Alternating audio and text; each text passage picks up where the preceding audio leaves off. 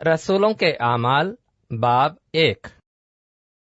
ऐ Theophilus, मैंने पहला रिसाला उन सब बातों के बयान में तसनीफ किया जो यीशु शुरू में करता और सिखाता रहा, उस दिन तक जिसमें वो उन रसूलों को जिन्हें उसने चुना था रूहुल कुद्स के वसीले से हुक्म देकर ऊपर उठाया गया। उसने दुख सहने के बाद बहुत से सबूतों से अपने आप को उन पर जिंदा जाहिर भी किया। चुनाचे वो 40 दिन तक उन्हें नजर आता और खुदा की बादशाही की बातें कहता रहा और उनसे मिलकर उनको हुक्म दिया, यरूशलेम से बाहर न जाओ, बल्कि बाप के उस वादे के पूरा होने के मुंतजिर रहो जिसका जिक्र तुम मुझसे सुन चुके हो। क्योंकि यूहन्ना ने तो पानी से बपतिस्मा दिया, मगर तुम थोड़े दिनों के बाद रूहुल कुद्स से बपतिस्मा पाओगे। बस उन्होंने जमा होकर उससे ये पूछा, आए खुदावन, क्या तू इसी वक्त इस्राएल को बादशाही फिर अता करेगा? उसने उनसे कहा, उन वक्तों और मियादों का जानना जिन्हें बाप ने अपने ही अख्तियार में रखा है तुम्हारा काम नहीं, लेकिन जब रूहुल कुद्स तुम पर नाजिल होगा तो तुम कुव्वत पाओगे और यरूशलेम और तमाम यहूदिया और सामरिया में बल्कि जमीन के इंतहा तक मेरे गवाह होगे। ये कहकर वो उनके देखते देखते ऊपर उठा लिया गया और बदली ने उसे उनकी नजरों से छिपा लिया।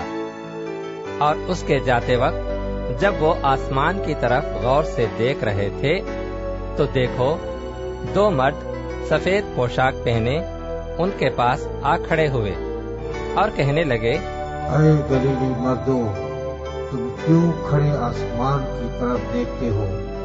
यही यीशु जो तुम्हारे पास से आसमान पर उठाया गया है, इसी तरह फिर आएगा जिस तरह तुमने उसे आसमान पर जाते देखा है।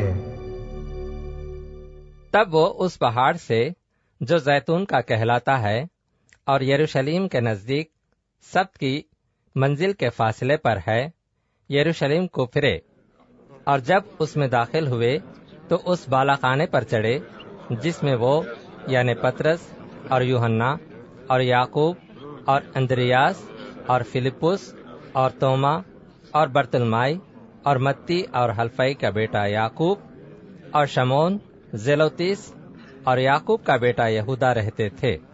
ये सब के सब चंद औरतों और यीशु की मां मरियम और उसके भाइयों के साथ एक दिल होकर दुआ में मशगूल रहे।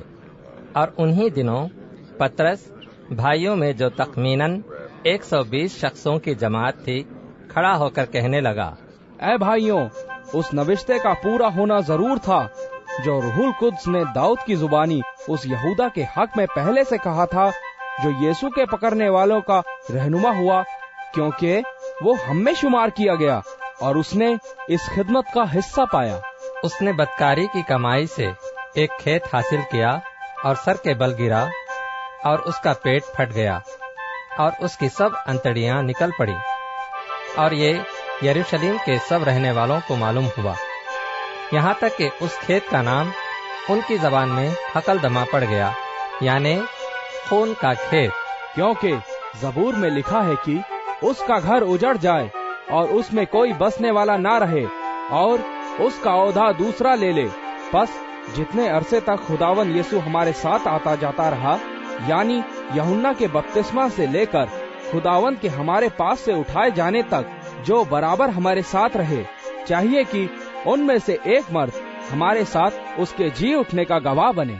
फिर उन्होंने 2 को पेश किया, एक यूसुफ को जो बरसब्बा कहलाता और जिसका लक़ब यूसुतुस है, दूसरा मतैया को, और ये कहकर दुआ की, आए खुदावन, तू जो सबके दिलों को जानता है, ये जाहिर कर कि इन दोनों में से तूने किसको चुना है कि वो इस खिदमत और रिसालत की जगह ले जिसे यहूदा छोड़कर अपनी जगह गया।